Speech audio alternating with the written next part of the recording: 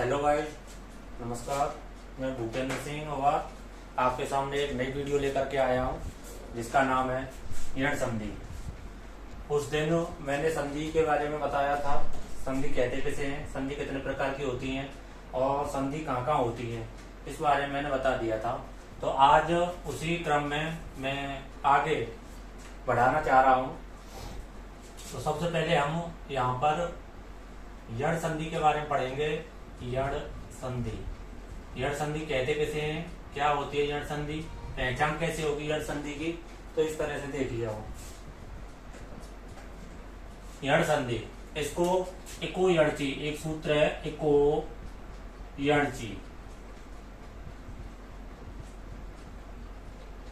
Eco यणची नामक सूत्र से इसको जाना जाता है यण संधि को, यानी एक और यण। एक क्या होता है और यण क्या है। ई उ ऋषि और लृ, ई उ ऋषि लृ, इनके बाद यदि कोई असमान स्वर आए, असमान स्वर, कहने का तात्पर्य क्या है, कहने का तात्पर्य यह है कि यदि प्रथम पद के अंतिम वर्ण में, यदि प्रथम पद के अंतिम वर्ण में क्या है, ई उ ऋषि एवं लृ आए, लृ आए और दूसरे पद के प्रारंभ में, दूसरे पद के प्रारंभ में कोई का मतलब है कोई असमान स्वर, यानी इसका क्या तात्पर्य है, इसका तात्पर्य यह है कोई असमान स्वर आए, इसका तात्पर्य यह है कि ई उ ऋषि और लृ, इन चारों वर्णों में से जो भी यहाँ पर प्रथम पद के अंतिम वर्ण में जो आएगा, ई उ ऋषि लृ में से कोई एक पद आए, एक वर्ण आएगा, एक अक्षर आएगा, वो अक्षर दूसरे पद के प्रारंभ में नहीं होना चाहिए, यानी उससे अलग होना चाहिए। जैसे अगर ई आया है तो ई से अलग आना चाहिए यहाँ पर कोई स्वर, उ आया है तो उ से अलग आना चाहिए यहाँ पे। इसी प्रकार से ऋषि आया है तो ऋषि से अलग आना चाहिए और लृ आया तो लृ से अलग आना चाहिए। यदि प्रथम पद की, ये परिभाषा है यण संधि की, यण संधि की क्या है ये परिभाषा। यण संधि को इको यणची नामक सूत्र से जाना जाता है। यदि प्रथम पद के अंतिम वर्ण में ई उ ऋषि लृ आए और दूसरे पद के प्रारंभ में कोई असमान स्वर आए तो ई का या, यानी कि इक के स्थान पर अगर ऐसी कंडीशन हो रही है कहीं पर तो इक के स्थान पर यण हो जाएगा। और यण में कौन कौन से आते हैं, या, वा, रा और ला, यानी ये हो जाएंगे। तो ई का या, उ का वा, ऋषि का रा एवं लृ का ला हो जाता है।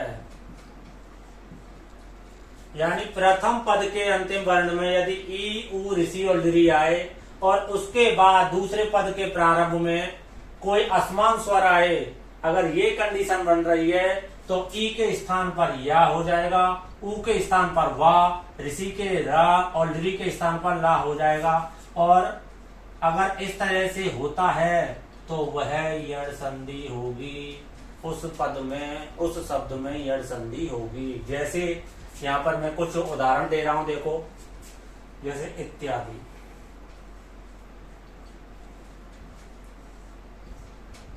इत्यादि, प्रत्युत्तर, प्रत्याहार, यह ई का या, ई का या, ई का या हो जाएगा। इत्यादि, प्रत्युत्तर, प्रत्याहार। इत्यादि में क्या होगा, अब देखो इसका सबसे अच्छा देसी ट्रिक जो मैंने बना रखी है, कोई टीचर आपको बताता है नहीं बताता है मेरे को नहीं पता, लेकिन मैं छोटी से छोटी चीज बता के चलता हूं। यहाँ पे देखो, इत्यादि जो शब्द है, यण संधि की सबसे बड़ी पहचान क्या होती है? या, वा, रा और ला, इनसे आगे 101% हमेशा और हमेशा आधा वर्ण यानी आधा अक्षर आएगा। ये इसकी पहचान है। या, वा, रा और ला से पहले हमेशा और हमेशा आधा अक्षर आएगा। तो अगर इस तरह से एक जब शब्द बनेगा या एक पद का जब हम संधि विच्छेद करेंगे, एक शब्द का जब हम संधि विच्छेद करेंगे, तो पूरे शब्द में जैसे यहाँ पे लिखा हुआ है इत्यादि, तो यहाँ पे या, वा, रा, ला में से क्या आ रहा है? या आ रहा है, और इस या से पहले क्या आ रहा है? आधा अक्षर आ रहा है। ऐसे ही प्रत्युत्तर में या है, या से पहले क्या आ रहा है? आधा अक्षर आ रहा है। इसी तरह से प्रत्याहार में या है, या से पहले क्या आ रहा है? आधा अक्षर आ रहा है। इस तरह से अगर आधे अक्षर आ रहे हैं तो ये शब्द 101% यण संधि का है। देखो अब क्या होगा, यहाँ पे ई की जगह पे ई, अब जो ता है ये ता आधा है, और इस आधे ता को इस तरह से भी लिख सकते हैं। ता दो तरह से लिखते हैं, यानी व्यंजन जो है, व्यंजन दो तरीके से लिखे जा सकते हैं। एक तो होता है जैसे का कबूतर है, ये इसको इस तरह से लिख दिया, और एक है ये। अब एक जो का कबूतर है, इस का कबूतर को भी हम आधा ही बोलेंगे और इस का कबूतर को भी हम आधा ही बोलेंगे। इस का को भी आधा और इस का को भी आधा। इसी प्रकार से यहाँ पे जो ये ता है, इस ता को यहाँ पे आधा हो गया ये। अब देखो यहाँ पे क्या आ रहा है? या। अब या किसकी जगह पे आया है? ई की जगह पे। या किसकी जगह पे आया है? ई की जगह पे आया है। तो या के स्थान पे हम क्या कर देंगे? ई कर देंगे। या जो लिखा हुआ है, इस या के स्थान पे जब हम ई इसमें जोड़ देंगे तो ये ई यहाँ पे लग जाएगा और ये पूरा अक्षर बन जाएगा और शब्द बन गया इति प्लस। अब देखो यहाँ पे या, इस या में क्या छिपा हुआ है? इस या में देखो बड़ा आ छिपा हुआ है, ये रहा बड़े आ। इस बड़े आ से आगे जितने भी अक्षर हैं उन सबका एक अलग से शब्द बना दो, रूप बनेगा आदि। अगर किसी को समझ में नहीं आए कमेंट में जरूर लिखना। ये देखो प्रत्युत्तर यहां पर हो जाएगा प्रति, इसी प्रकार से प्लस उत्तर, क्योंकि देखिए प्र की जगह तो प्र आ गया, ये ता आधा है, इस ता को हम इस तरह से भी लिख सकते हैं, इस ता को हम इस तरह से भी लिख सकते हैं। अब यहाँ पे क्या है? या है, यहाँ पे क्या है? या, ये रहा या। अब ये या बना किसमें से, कहां से बना है? या किसकी जगह से बना है? ई की जगह से बना है। ई के स्थान पर या आया है, तो हम या के स्थान पर क्या ले देंगे? ई ले देंगे। जब ई लेंगे तो ये इस तरह से हो जाएगा प्रति प्लस। अब इस या में क्या छुपा हुआ है? ऊ, और ऊ के आगे जितने भी अक्षर हैं उन सबको एक शब्द बना दीजिए, उत्तर। इसी तरह से यहाँ पर प्रति प्लस आहार। अब आगे चल, ई का या हो गया। अब देखो ऊ का वा बनेगा, ऊ का वा किस तरह से बनेगा देखिए।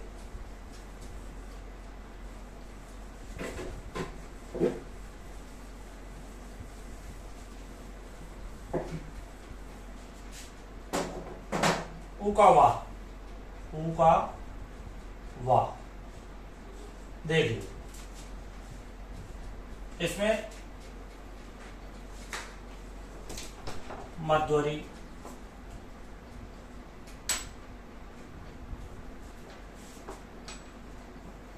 मध्वरी यहां पे हो जाएगा। अब देखो यहाँ पे जो ये धा है, ये आधा है, इस धा को, इस धा के बाद क्या आ रहा है? वाह आ रहा है, ये इसी का है, ऊ का वाह। तो इस वाह के स्थान पर क्या लाना है? हमें ऊ लाना है। तो कैसे रूप बनेगा? मधु। इस धा में ऊ जुड़ जाएगा, प्लस इस वाह में क्या जुड़ा हुआ है? आ, तो रूप बन गया हरि। मधु प्लस हरि, मध्वरी। इसी तरह से और वाह के उदाहरण है, मध्वरी हो गया, वाह के उदाहरण चलो याद आ जाएगा। ई का या हो गया, ऊ का वाह, ऋषि, ऋषि का रा,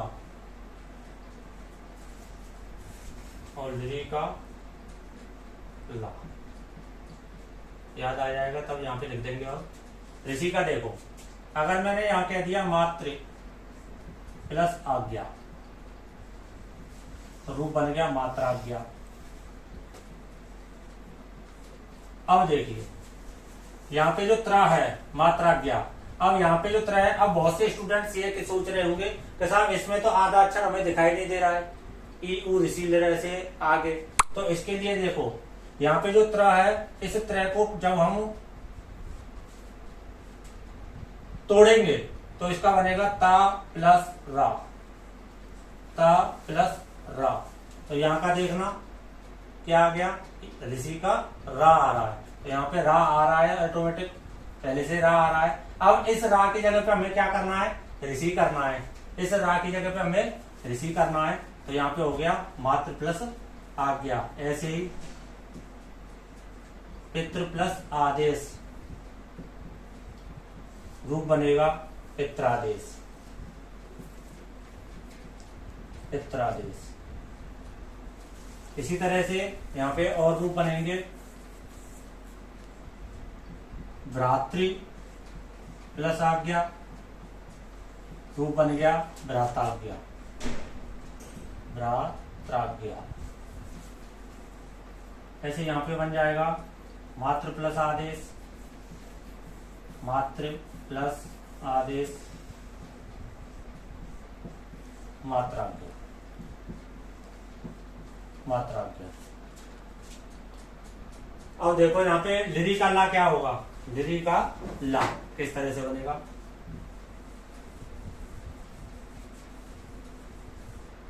लिरी का ला होगा लाकृति, एक शब्द होता है घसलादेश,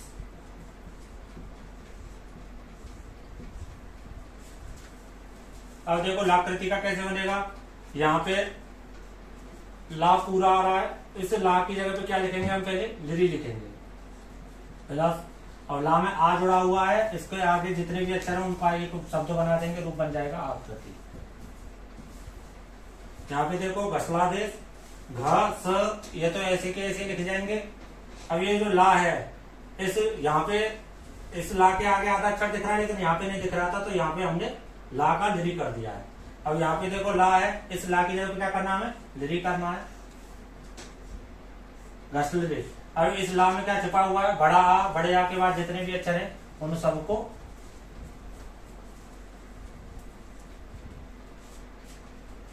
सबको एक शब्द बना दिया है, इसीलिए यहाँ पे हो गया घसली प्लस आदेश। अब देखो इस तरह से आपकी जो ये यड़ संधि है, ये यड़ संधि आज पूरी हो चुकी है। और कोई भी अगर दिक्कत आ रही है किसी को हुई तो वह प्लीज कमेंट में जरूर लिखना।